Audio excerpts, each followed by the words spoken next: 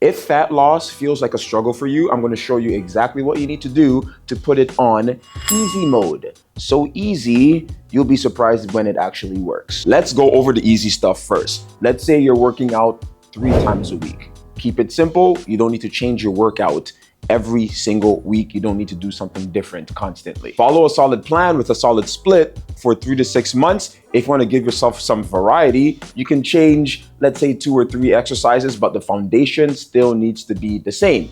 If you don't know what split to use, if you're working out 3 days a week, full body for all 3 days, or full body, upper, lower, that's it.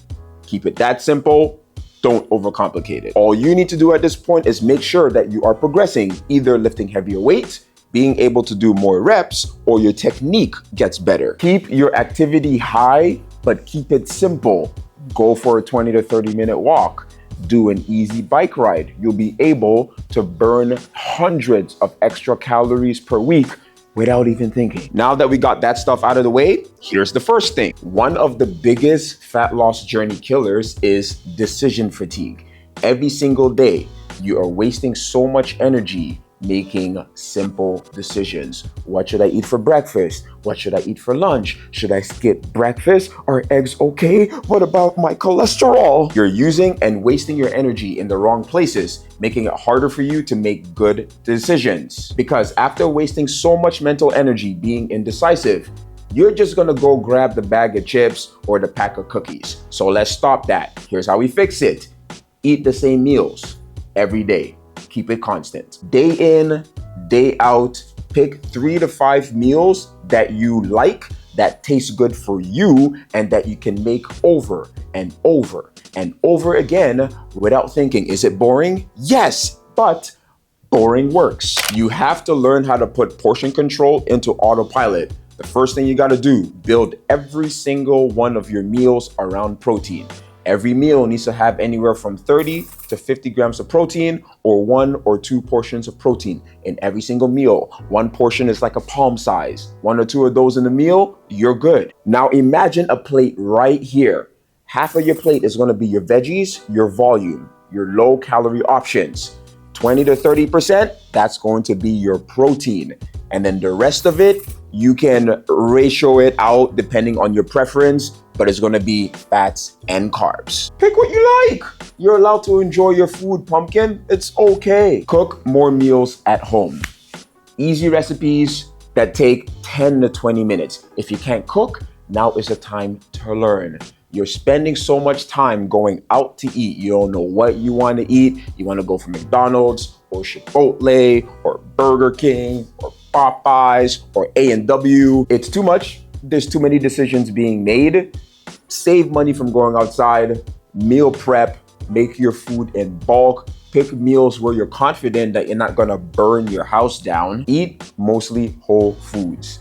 That's just gonna help you consume less calories naturally. And it's also gonna help making decisions easier. You don't have to think too much about it. All you do is whatever you got in the fridge, whatever you meal prepped, that is exactly what you eat, right? So don't make the mistake of filling up your fridge with all your whole foods and then looking at it and you're like, I don't wanna cook it. You know what?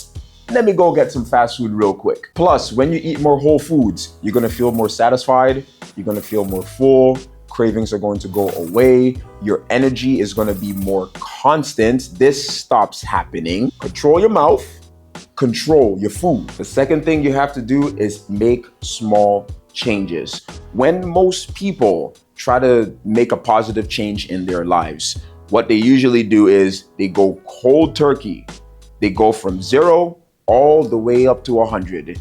You have not worked out for like a year. Now you want to suddenly work out 6-7 days a week. But what are you doing? You're just setting yourself up for failure. What you need to do instead is focus on making small changes. 1% changes that seem like they're nothing, but they compound over time.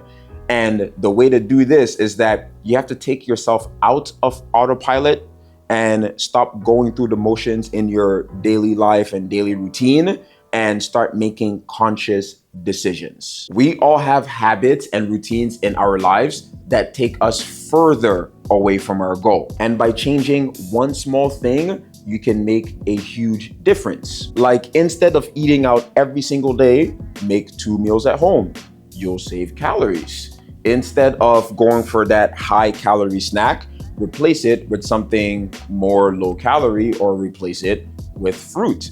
Instead of, let's say, after dinner, you sit and you scroll or you're watching TV for hours, go for a 30-minute walk. Something that I like to do for myself just to make sure that I'm getting enough protein every single day is I have a shelf at home where I store all my protein, and it's at arm's reach. So the first thing that I do in the morning, after brushing my teeth obviously, is I can just reach over, grab my bar, grab my shake, and start my day. What making these small changes does for you is that it makes making changes easier, manageable, and you don't have to spend so much mental energy doing it. Because the truth is, building a habit in the beginning takes a lot of energy, takes a lot of willpower, because you're doing something new. You're doing something that you've never done before. So it's going to take practice. If you're trying to do too many things at once, or you're trying to be perfect from the jump, the chances of you, except if you're like some type of superhuman, the chances of you succeeding doing that, slim to none. So, small changes over time, big results. And if you do it long enough, eventually you're gonna get to a point where you can just make all these healthier decisions a lot more quicker without even thinking. Now, all of these sound really good, but the truth is, life keeps going and life doesn't care what decisions you make. It's going to get messy. You get sick. Work gets crazy. Life gets complicated. You're going to make mistakes, and it's okay. We're all human. At that point, what you shouldn't do is personalize your mistake. Don't condemn yourself for them. Don't start to feel guilty, and don't go down that spiral that's like, I can never do this ever again. Stop trying to be perfect and stop expecting never to make a mistake. It's like wanting to learn how to play the piano, but you quit because you keep hitting the wrong keys. You're supposed to suck in the beginning. That's how life works. If you beat yourself up every single time you make a mistake, you're just reinforcing the negative, and it's gonna make you not want to do the good thing in the first place. What you need to do instead is you need to detach yourself from the mistake. Review why you made it, review why it happened, and make a plan to make sure the next time you're in that situation, you're able to make a better decision. And from there, just work on improving a little bit at a time. Stop beating yourself up over simple stuff. You're gonna have to accept that progress is not linear. There's gonna be pitfalls. You're gonna make mistakes. You're gonna plateau. But the most important thing is you pick yourself up and you keep moving forward anyway. So progress is not like this. It's more like this. There's gonna be a straight line. There's gonna be more of this. But you see how it's slowly going up and up? That's how it's done. You have to buy into the process, because getting fit, losing fat, doing all that good stuff is more of a mental and spiritual journey than a physical one. Like, if you don't believe you'll be successful, you never will.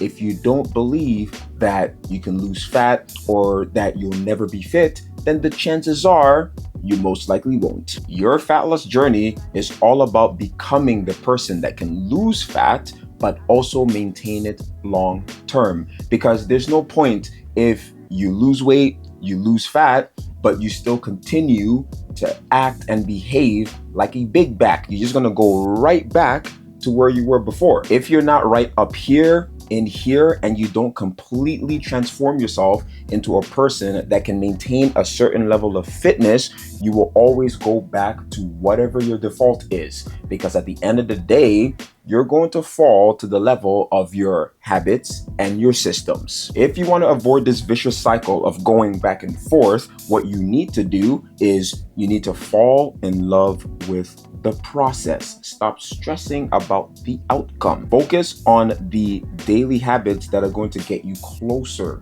to your goal. And that's it.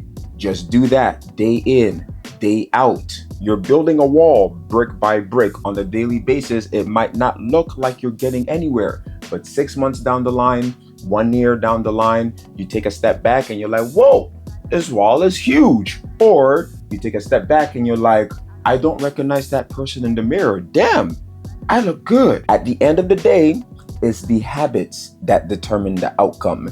You get your habits down and you make them routine, and the outcome is pretty much guaranteed.